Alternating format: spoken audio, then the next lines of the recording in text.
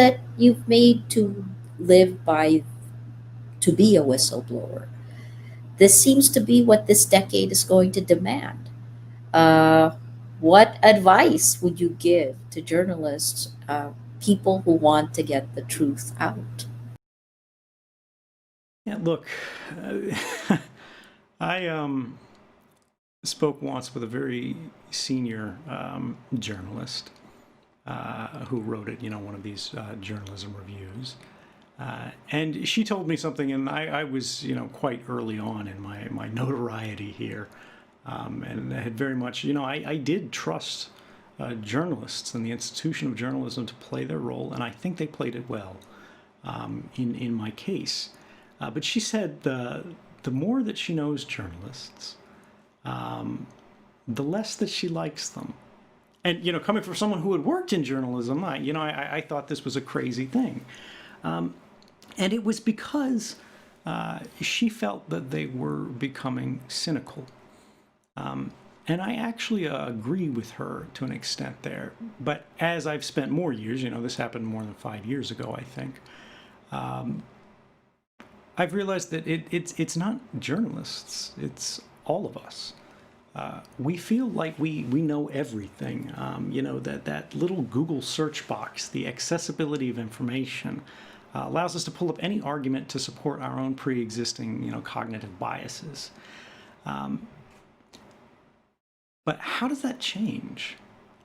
Somebody out there, somewhere, cares enough to make the argument that no, actually, all of you are wrong.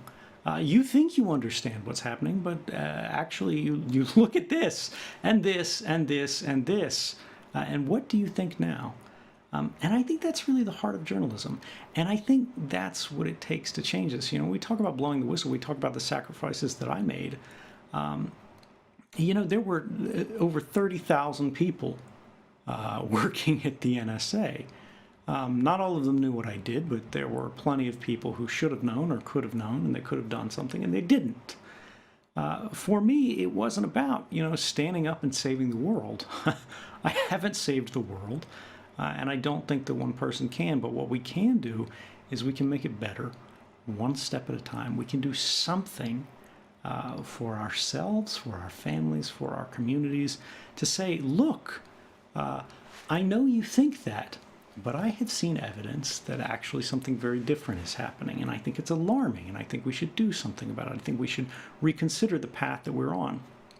And that's what this is. We talked about this feeling of disempowerment. Whether you're a journalist, whether you're an ordinary person, the world is facing an extraordinary slate of threats on basically every axis of progress.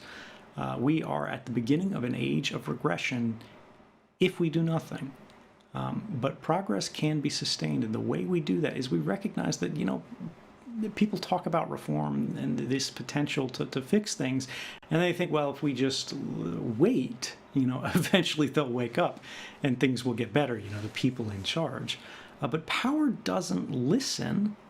Power only responds. Reform only occurs if it is pushed upon institutions. It is something that is willed into existence by a collective civil ideal. And there is no class in the world that is more capable of developing that kind of popular consensus than journalists. And I think when we look at this, particularly for those who've been in journalism for a while, who are feeling that cynicism, is go, look, you're right, the world is in a tough place, but it's only going to get better one way, and that's with you. Yeah, you can start and make a difference one way. You can stand up, you can blow the whistle, you can, whistleblowing isn't about who you are. It's not about your skill set. It's about what you can prove. It's about what you've seen.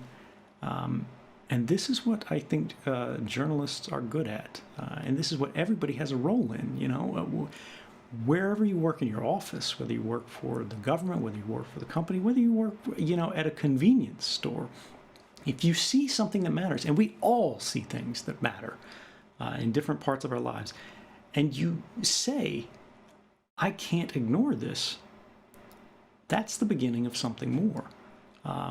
Tell somebody about it. Persuade them as best you can that this is something worth considering, and see if they agree with you.